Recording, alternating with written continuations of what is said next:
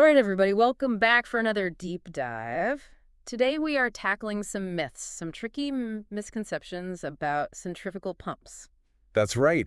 And to help us bust these myths, we've got this awesome guide. It's called Stop Believing These Centrifugal Pump Myths. Yeah, and it's full of really good information. I think you're going to be surprised by how many misconceptions are out there about these pumps. Yeah, even among folks who work with them every day. Right, and that's why we're here to clear things up, to dive deep, That's right. and to separate fact from fiction, so we're going to cover a whole range of things about these centrifugal pumps. Yeah, we'll talk about proper pump sizing. Efficiency, we'll tackle some maintenance myths. Even those mysterious pump curves. Yes, we're even going to talk about premium efficiency motors. And whether they're always worth the hype. All right, so let's jump right in with myth number 1.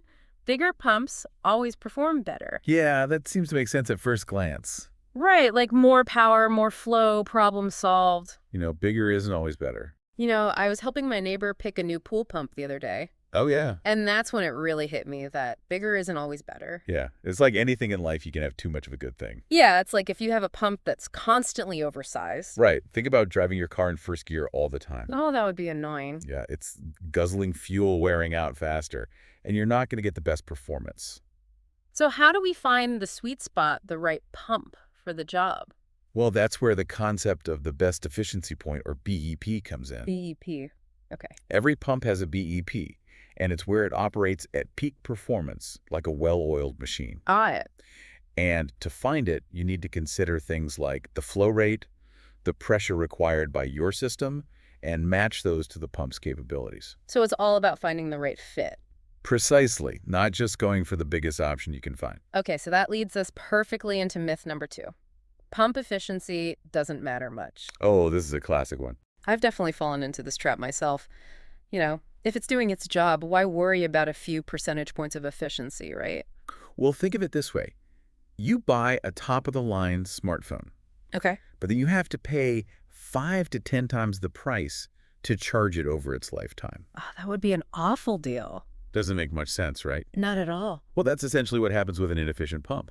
Oh, really? Yeah, the energy it wastes over its lifespan can be way more than the initial cost. Wow, so we're talking serious money down the drain. You got it. So investing in a high-efficiency pump up front could lead to long-term savings. Exactly. Imagine you're running your pump for 8 hours a day. Oh. Switching to a high-efficiency model could save you hundreds of dollars every year. Wow. And that could pay for the upgrade in just a year or two. All right, I'm officially convinced efficiency matters. It does.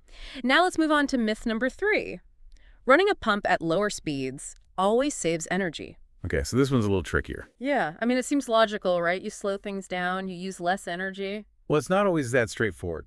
Oh. Remember those affinity laws we mentioned earlier? The affinity They play a big role here. Okay, so those describe how flow rate, pressure, and power consumption change when you adjust the pump speed. Right. But how does that work in the real world? So imagine you're watering your garden with a hose, Okay, I can picture that. and you put your thumb over the opening to reduce the flow. To create like a jet? Yeah, you'd think you'd be using less water, right? Yeah, less water coming out. But what if your hose isn't designed for that kind of restriction? Oh. You could end up damaging it or even using more water because of the increased pressure. So it's not just about slowing down the pump, it's about the whole system. Exactly. You need to consider things like the system curve, Okay. which is basically the resistance to flow in your pipes. Okay. And you need to make sure the pump can still meet the minimum flow requirements even at those lower speeds. Right, or else we could end up with problems. Exactly. Problems you don't want. All right, another myth busted. Busted. And this really highlights why it's so important to understand your whole pump system, not just the pump itself. Yeah. It's like knowing your car's limits. You wouldn't take a sports car off-roading, would you? Absolutely not. I'd probably get stuck. You probably would. Okay, let's move on to myth number 4. Cavitation only occurs in high-temperature applications. Okay, now this one sounds a little scary. Yeah, it does. I'm not even sure what cavitation is, but it doesn't sound good. So picture this. You're running your pump, and all of a sudden, you hear this horrible rattling noise. Oh, no. Like someone's throwing gravel into My it. goodness. It's shaking like crazy. Oh, that's bad. Yeah, it's cavitation, and it's not pretty. Okay, so that's cavitation. Yeah. I definitely don't want that happening. You don't. But I thought that only happened in really hot systems. That's a common myth. Oh, really? Cavitation can actually occur in any system if the conditions are right. Think about trying to drink a thick milkshake. through a tiny straw. Okay. You have to suck really hard, right? Not to get it up the straw. And that creates a low-pressure area in the straw, Oh, I see. which can cause the milkshake to kind of vaporize, form little bubbles, Like a vacuum. and then those bubbles collapse violently, creating shock waves Oh. that can damage the straw. Oh, that makes sense. And the same thing can happen inside a pump. Oh, so it's those bubbles forming and collapsing. Well, that's exactly right. Wow. And just like those shock waves can damage a straw, Yeah. they can damage the pump impeller. Oh, so it's not just temperature, it's about the pressure. Exactly. It's all about maintaining the right pressure. Okay. Insufficient suction pressure, Okay. excessive suction lift, Right. even air getting sucked into the system. So it's like a pressure imbalance that creates those bubbles. Exactly. Okay, so even if my system isn't running hot, I still need to worry about cavitation. Yes, you do. It's a So- crucial factor in any system, whether it's in a factory, a power plant, or even in your home. All right, so another myth busted, and this really highlights the importance of understanding those pressure conditions. Yeah, it's not just about temperature. Right, okay, let's move on to myth number 5. Regular maintenance isn't necessary if the pump seems to be running fine. Oh, this is a tempting one. I know, right? If it ain't broke, don't fix it. But with pumps, this can come back to bite. So it's like ignoring that weird noise your car makes until the engine blows up. You got it. I don't want that to happen. No, you don't. Preventive maintenance is key. So what are we trying to achieve with pump maintenance? What are the benefits? Well, for starters, it can extend the life of your pump significantly. Oh, okay. Think about your car. It needs regular oil changes, tune-ups. Right, to keep it running well. Exactly. A pump needs lubrication, seal inspections, vibration monitoring, Okay. just to stay in tip-top shape. So it's like those regular dental checkups? Exactly. Catch problems early before they turn into major issues. Right, like a cavity before it needs a root canal. Exactly. And not only does it prevent problems, it helps the pump perform better. Oh, okay. Things like cleaning the impeller, making sure the pump is properly aligned, can ensure it's running at peak efficiency. So it's not just about avoiding problems, it's about maximizing performance. That's right. And that means lower energy costs less wear and tear on the equipment. Okay, that makes sense. And of course, let's not forget about safety. Oh, right. Regular maintenance can help prevent leaks, spills, hazards that could put workers or the environment at risk. Okay, so regular maintenance is a must. It's about preventing problems, optimizing performance, and ensuring safety. It's a win-win-win. Okay, myth busted. And now I want to talk about different types of pumps. Okay. Because myth number 6 is all centrifugal pumps are basically the same. Oh, this is a big one. Yeah, it's like saying all cars are the same because they have 4 wheels and an engine. Precisely, just like cars, centrifugal pumps come in all shapes and sizes. That's right. Each one is designed for a specific job. It's true. So to say they're all the same is just plain wrong. And it can lead to some expensive mistakes. Yeah. So what are some of the different types of pumps out there? Well, you've got your end suction pumps, Okay. multi-stage pumps, self-priming pumps, vertical turbine pumps, and then there's even more specialized pumps like magnetic drive pumps. Wow. So how do you know which type of pump is right for the job? Well, that's where things can get a little tricky. Oh. There are a lot of factors to consider: the type of fluid being pumped, the desired flow rate and pressure, the temperature, viscosity, Right. Okay. even the physical layout of the system. So it's not a one-size-fits-all situation. Not at all. Okay, so it's important to consult with an expert. Absolutely. Someone who can help you select the right pump for your specific needs. Right. Myth busted. All centrifugal pumps are definitely not created equal. Not at all. Now let's move on to a topic that's often surrounded by a lot of height variable frequency drives, or VFDs. Oh, yeah. VFDs. Myth number 7. VFDs are always the best solution. These are like the shiny new toy in the pump world. I know they sound so high-tech and efficient. They are pretty cool. They must be the best option, right? Well, they offer a lot of benefits: precise control of pump speed, Okay. which can lead to big energy savings. So instead of the pump always running at full blast, a VFD can adjust the speed as needed. Exactly. It's like having a dimmer switch for your pump instead of just on or off. I like that analogy, a dimmer switch. Yeah, you can fine-tune the output to match the system demands. Oh, okay, so that makes sense. But is there a catch? Well, VFDs can be more complex to install and maintain than a simple motor starter. Oh, okay. And they do have a higher upfront cost. So it's not just a plug-and-play solution. Not necessarily. You need to make sure it's properly sized and programmed. Right. You might need a qualified electrician to install it. Okay. And while they can save you money on energy, those savings need to outweigh the initial investment and maintenance. So VFDs are a powerful tool, but you need to do your homework before you jump in. Exactly. Weigh the pros and cons. All right, myth-busted VFDs are not always the best solution. Sometimes there are simpler and more cost-effective solutions. Okay, let's move on to myth number 8. Pump curves are just theoretical guidelines. Ah, pump curves. I have to admit, I've always found pump curves a little intimidating. Yeah, they can seem pretty technical. Yeah, they do, but do they really matter in the real world? Oh, they absolutely do. Really? Pump curves are like a roadmap for your pump. A roadmap. I like that. They tell you how your pump will perform under different conditions. Okay. So they plot the relationship between flow rate, pressure, and efficiency. All right, so it's like a visual representation of how the pump will behave. Exactly. And that information is crucial for choosing the right pump and ensuring it operates efficiently. Okay, so it's not just about finding a pump that can deliver the flow rate I need. Right. It's about finding a pump that can deliver that flow rate efficiently and reliably under my specific conditions. You got it. The pump curve helps you match the pump's performance to the demands of your system. Okay, so it helps me avoid problems like cavitation or overloading the pump. Say, All right, I think I'm starting to see the value of pump curves. good. They're your friend, not your enemy. Okay, myth-busted pump curves are our friends. That's right. Now let's move on to a topic that can be a bit of a headache, mechanical seals. Oh, yeah. Myth number 9. Mechanical seals should be replaced at the first sign of leakage. Ah, leaks. Everyone hates leaks. I know, right? I see a leak. I'm ready to rip the whole thing out and start over. I get it. But hold on a second. Okay. Leaks can be alarming. But when it comes to mechanical seals, a little bit of leakage might be normal, Really? especially during startup and shutdown. So a tiny drip doesn't mean I need to panic. Not necessarily. Think of it like a new pair of shoes. Okay. They might need a little breaking in before they achieve a perfect seal. Okay, so how do I know if a leak is serious or not? You need to consider the type of seal, the operating conditions, the fluid being pumped, and of course, how much leakage there is. Okay. It's like a doctor evaluating a patient. Oh. A runny nose and the strain might just be allergies. But a high fever could be something more serious. So it's important to consult with an expert. Exactly. Someone who can help you diagnose the problem and figure out the best solution. All right, myth busted. Now let's talk about motors. Go ahead. Specifically, the myth that premium efficiency motors always save money. Ah, the allure of premium efficiency. It seems logical that a more efficient motor would save you money on energy, Right. but I have a feeling there's more to it than that. There is.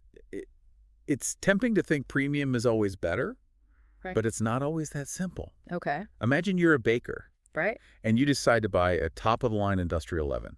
Okay, big fancy oven. Sure, it bakes bread more efficiently than your old oven. Right. But if you're only baking a few loaves a week, will you ever recoup that extra cost? Probably not. It wouldn't make sense for my small bakery. Exactly, and the same principle applies to premium efficiency motors. Okay. They do use less energy, but they come with a higher price tag. So you need to factor in how much you're actually using the motor? Exactly the operating hours, the cost of electricity in your area, how much load the motor is carrying. So it's like choosing between a fuel-efficient car and a gas guzzler. Yeah. The fuel-efficient car might save you money in the long run, but if you're not driving very much, the extra cost might not be worth it. Exactly. You got to crunch the numbers and see if the potential savings outweigh the higher initial cost. All right, myth-busted premium efficiency motors aren't always the best solution.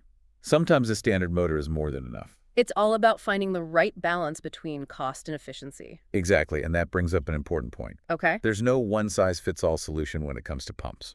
that makes sense. Every pump system is unique. It is. And that's why we keep coming back to this idea of consulting with experts. Right, whether it's leaks motor selection or any other aspect of your pump system. Exactly. An expert can help you avoid costly mistakes. It's like having a personal trainer for your pump system. I like that analogy. Someone who can guide you, answer your questions, help you achieve your goals. Precisely, a good expert will not only help you solve problems, but also prevent them from happening in the first place. Okay, so we've officially debunked the first 9 myths on our list. Iron down. It's amazing how many misconceptions there are about pumps. Yeah, even among experienced professionals. It just goes to show that there's always more to learn, Always. even in fields we think we know well. That's the beauty of it. It's a constantly evolving field. All right, so we've got one more myth to bust, but we're going to save that for the next part of our deep dive. Stay tuned, folks. We'll be back soon with more myth-busting fun. We'll see you then. All right, welcome back, everyone, to part 2 of our deep dive into centrifugal pump myths. We're ready to tackle that last myth. Yeah, let's get to it. All right. So just to recap, we were talking about mechanical seals and the myth that they should be replaced at the first sign of leakage. Right. Leaks are definitely something you want to pay attention to. Yeah, but as we're saying, a little bit of leakage might be normal. Yeah, especially with new seals or during startup and shutdown. Right, so it's not always a cause for panic. No, not necessarily. So how do we know when a leak is serious enough to warrant replacing the seal? Well, you need to consider a few things, like the type of seal, Okay. the operating conditions, the fluid being pumped, and the severity of the leak. So it's not a one-size-fits-all answer? No, definitely not. It's kind of like going to the doctor. Oh, okay. You know, a runny nose in the spring might just be allergies, Right. but a high fever could be something more serious. So if you're seeing a leak, it's best to consult with an expert. Exactly. Someone who can help you diagnose the problem and figure out the best course of action. All right, myth-busted leaks don't always mean disaster. That's right. Okay, now let's shift gears and talk about motors. All right, motors. Specifically the myth that premium efficiency motors always save money. Premium efficiency sounds good. Right, it seems like a no-brainer. Yeah. A more efficient motor uses less energy, so you save money, right? Well, it's not always that straightforward. No, really? It's easy to fall into the trap of thinking that premium is always better. Right, like you get what you pay for. But sometimes it's not worth the extra cost. Okay, I'm intrigued.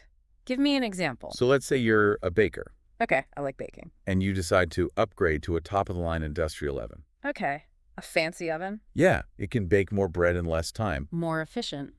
But what if you're only baking a few loaves a week? Right. Are you really going to see a return on that investment? Probably not. The fancy oven wouldn't pay for itself. Exactly. And it's the same with premium efficiency motors. Okay, so how do I know if a premium efficiency motor is worth it for me? Well, you need to consider a few things, like how often you're using the motor, Okay. the cost of electricity in your area, Right. and the load on the motor. So it's like choosing between a fuel-efficient car and a gas guzzler. Yeah, good analogy. The fuel-efficient car is great if you're driving a lot, Right. but if you only drive short distances, the extra cost might not be worth it. Exactly. It all comes down to crunching the numbers and figuring out if the potential savings outweigh the higher upfront cost. All right, myth-busted premium efficiency motors are not a magic bullet. Sometimes a standard motor is perfectly adequate. It's all about choosing the right motor for your specific needs. Precisely. And this brings up an important point that we've touched on throughout this deep dive. Okay, what's that? There's no one-size-fits-all solution when it comes to pumps. Right, every system is unique. And that's why it's so important to consult with experts. They can help us navigate all these complexities. Exactly. They can help you choose the right pump, the right motor, the right everything. It's like having a pump whisperer. I like that, a pump whisperer who can guide you and make sure you're making the best decisions for your system. All right, I think we've officially debunked all 10 myths on our list. We did it. It's been a great journey, It has. and we've learned so much about centrifugal pumps. And I hopefully busted some misconceptions along the way. But you know what? What's that? This is just the tip of the iceberg. Oh, there's always more to learn. There's a whole world of knowledge out there about pumps. The pump universe is vast and fascinating. So if you're interested in learning more, I encourage you to do your own research. Read some books, articles, attend some webinars. Talk to experts. Don't be afraid to ask questions. There are so many resources available. And you know what? The more you learn, the better equipped you'll be to make smart decisions about your pump systems. That's right. Knowledge is power. All right, that's a wrap for part 2 of our deep dive into centrifugal pump myths. But don't go anywhere. We'll be right back with part 3. We've got more to discuss, more insights to share, and we're going to leave you with some final thoughts to ponder. So grab a drink, refill your coffee, and get ready for the grand finale. We'll see you soon. And we are back for the grand finale of our centrifugal pump myth-busting extravaganza. I think we've covered just about every pump myth out there. I think so too, but you know what? It's been a really great deep dive. It's amazing how many misconceptions people have about these pumps. And, you know, it's not just everyday folks, it's even experienced professionals. Yeah, we all have blind spots. Exactly. So I think we've done a good job of dispelling some of those myths. Hopefully we've given everyone a better understanding of these amazing machines. And how to make sure they're running smoothly and efficiently. That's right, because at the end of the day, that's what it's all about, right? Absolutely. Getting the most out of our pumps and avoiding those costly mistakes. And speaking of avoiding mistakes, Yeah. I think it's a good time to talk about best practices. Yeah, let's shift gears and talk about what we should be doing to keep our pumps in tip-top shape. All right, so what's the #1 best practice in your book? Well, I think it all starts with proper pump sizing. Yeah, we talked about that earlier, but it's worth repeating. Absolutely, because if your pump is too big or too small, you're going to run into problems. Inefficiency, wasted energy, premature wear and tear. The whole 9 yards. And that's why it's so crucial to work with an expert. Someone who can help you analyze your system's needs and recommend the right pump for the job. Precisely, they can take all the guesswork out of it. Okay, so proper sizing is #1 on the list. What else is important? Well, right up there with sizing is regular maintenance. Yeah, we busted that myth about ignoring maintenance as long as the pump seems to be working fine. Yeah, that's a recipe for disaster. It's like skipping your annual checkups. Exactly. You might feel fine, but there could be underlying issues brewing. And those issues can turn into big problems down the road. Expensive problems. So, regular maintenance is essential for catching those problems early on. And keeping your pump running smoothly and efficiently. All right, so we've got sizing and maintenance. What else should we be thinking about? Monitoring performance. Monitoring. Okay, so keeping a close eye on how our pump is doing. Exactly. Think of it like taking your pump's pulse. Oh, I like that. You want to be aware of any changes in flow rate, pressure, temperature, vibration levels? Right? This could be early warning signs of a problem. Precisely. And luckily, these days, a lot of pump systems come with fancy monitoring systems. Yeah, those systems can alert you to potential issues before they even become noticeable. It's like having a built-in pump doctor. That's awesome. But even if you don't have a fancy system, you can still do regular visual inspections. Absolutely. A little bit of vigilance goes a long way. Okay, so we've got sizing, maintenance, monitoring. What else? Documentation. Documentation. Oh, yeah, that's an important one. Might not sound exciting, Right, not the most glamorous task. but trust me, it's crucial. Keeping detailed records of your pump system can save you a lot of headaches down the road. Especially when it comes time to troubleshoot problems or order replacement parts. It's like having a medical history for your pump. Exactly. You have all the information you need at your fingertips. Okay, so documentation is key, and I'm guessing training is also up there on your path. Oh, absolutely. Investing in training for your operators and maintenance personnel is one of the best things you can do. Because at the end of the day, it's the people who are interacting with these pumps. That's right. They need the knowledge and skills to operate them safely and efficiently. And the pump industry is constantly evolving. New technologies, new best practices. So ongoing training is essential for keeping everyone up to date. Absolutely. Yeah. It's an investment in the long-term health of your pump system. Well, I think we've covered a lot of ground today. We've busted myths. We've shared best practices. Hopefully, we've inspired everyone to take a more proactive approach to their pumps, That's the goal. because pumps are amazing machines, They are. They're the unsung heroes of so many industries. keeping our world running behind the scenes. And by understanding them better, we can make sure they're doing their job safely and efficiently. So let's give pumps the respect they deserve. Absolutely treat them well, and they'll treat you well. I couldn't have said it better myself. All right, that's a wrap for our deep dive into centrifugal pump myths. Thanks for joining us, everyone. We hope you enjoyed the journey and learned a thing or two along the way. And remember, knowledge is power. Keep those pumps pumping and keep that thirst for knowledge flowing. Until next time, stay curious.